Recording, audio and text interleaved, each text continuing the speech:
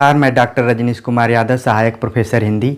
आज मैं UGC net Hindi विषय के अंतर्गत हिंदी नाटक जो पाठ्यक्रम में लगा हुआ है उस पर बातचीत करूंगा।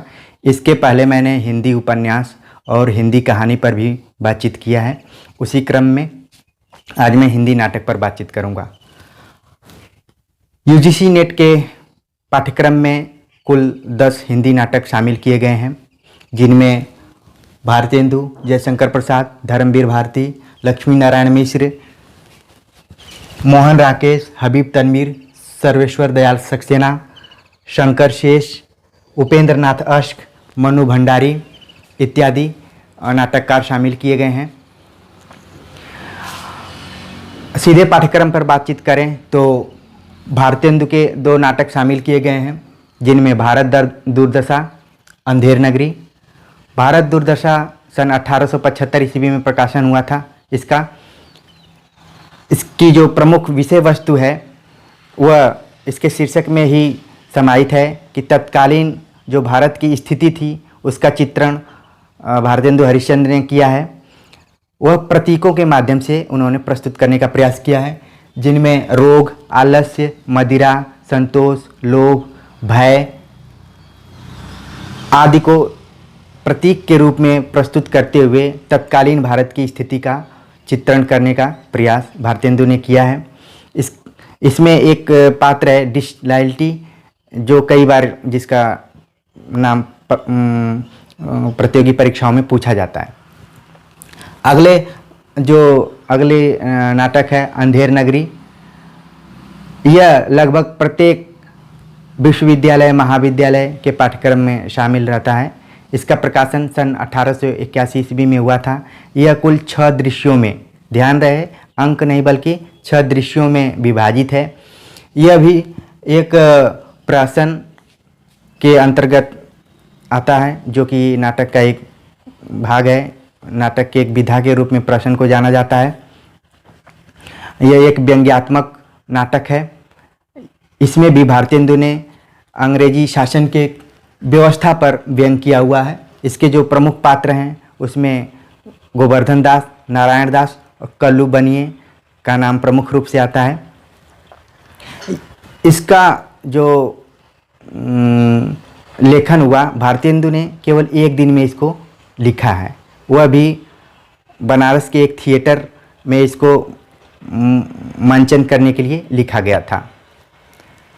दूसरे जो नाटककार हैं जयशंकर प्रसाद, जिनके 3 नाटक लगे हुए हैं, स्कंदगुप्त, चंद्रगुप्त और ध्रुवस्वामिनी।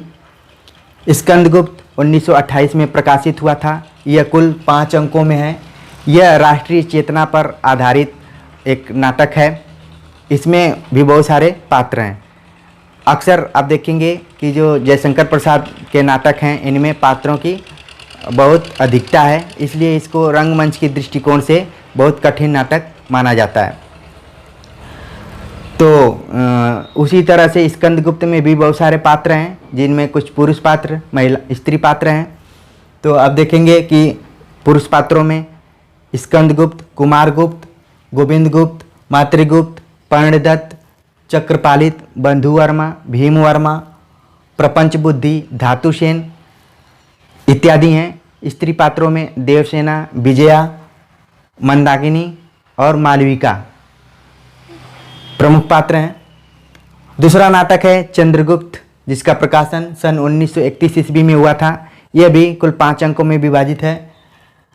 चंद्रगुप्त में जयशंकर प्रसाद ने विदेशियों से भारत का जो संघर्ष है और उसमें जो विजय की प्राप्ति हुई उसको आधार बनाया है। इसमें कुल 24 पात्र शामिल हैं, जिनमें कुछ प्रमुख पात्र हैं चाणक्य, वररुचि, नंद, सक्टार, आम्बिक, सिंहरण, पर्वतेश्वर, दांडायन, ये प्रमुख पात्र हैं। पुरुष पात्र स्त्री पात्रों में अलका, सुवासिनी, कल्याणी, कार्नेलिया और एलिस। इसमें आप देखेंगे कि कार्नेलिया और एलिस विदेशी पात्र शामिल किए गए हैं। अगला जो नाटक है ध्रुवस्वामिनी, जिसका प्रकाशन 1938 ईस्वी में हुआ था, 33 ईस्वी में हुआ था। ध्रुवस्वामिनी का प्रकाशन 1933 ईस्वी में हुआ था। यह कुल 3 अंकों में है। यह नारी जीवन की समस्या पर आधारित है। इसके जो प्रमुख पात्र हैं रामगुप्त, शिखर स्वामी और इनके अलावा कुछ अन्य पात्र शामिल हैं जिनमें कुब्जा, बौना और हिजड़ा जैसे पात्रों को भी शामिल किया गया है। तो जयशंकर प्रसाद के ये 3 प्रमुख नाटक। अगले नाटककार धर्मवीर भारती, जिनका नाटक है अंधा युग, जिसका प्रकाशन सन 1954 ईस्वी में हुआ था। यह गीति नाट्य के रूप अंतर्गत आता है। यह रेडियो रंगमंचन और रेडियो नाट्य रूपांतरण के लिए भी सबसे प्रसिद्ध नाटक के रूप में जाना जाता है। यह 5 अंकों में विभाजित है और पांचों का शीर्षक अलग अलग नामों से धर्मवीर भारती ने दिया है। इसकी जो प्रमुख कहानी है वह महाभारत का जो युद्ध है उसके 18वें दिन से लेकर श्री कृष्ण की मृत्यु तक का वर्णन किया गया है। इसमें जो प्रमुख पात्र हैं उसमें अश्वत्थामा, युयुत्सु, गांधारी, संजय, कृतवर्मा, धृतराष्ट्र, विदुर, व्यास, ये प्रमुख पात्रों के रूप में इनका नाम शामिल है।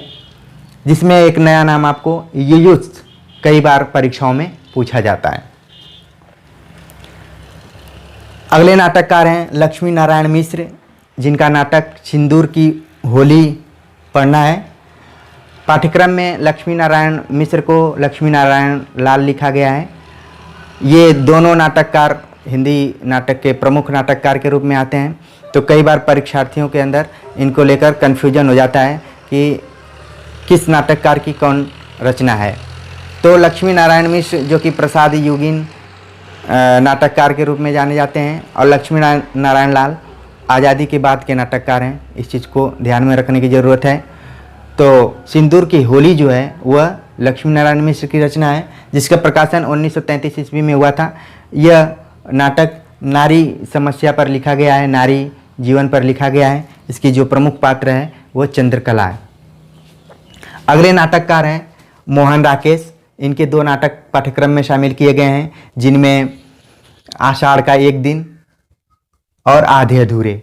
आषाढ़ का एक दिन जिसका प्रकाशन 1958 ईस्वी में हुआ था। यह कालिदास के जीवन पर आधारित नाटक है।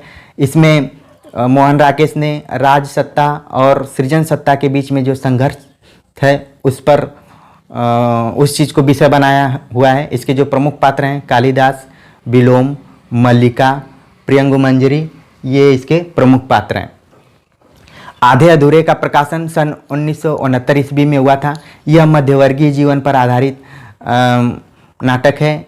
उसमें भी नारी जीवन को भी विषय बनाया गया है, जिसमें जो प्रमुख पात्र हैं महेंद्रनाथ, सिंघानिया, जुनेजा, सावित्री, बिन्नी, किन्नी, मनोज, अशोक, ये इसके प्रमुख पात्र हैं। स्त्री पात्रों में जो प्रमुख पात्र है वो सावित्री है।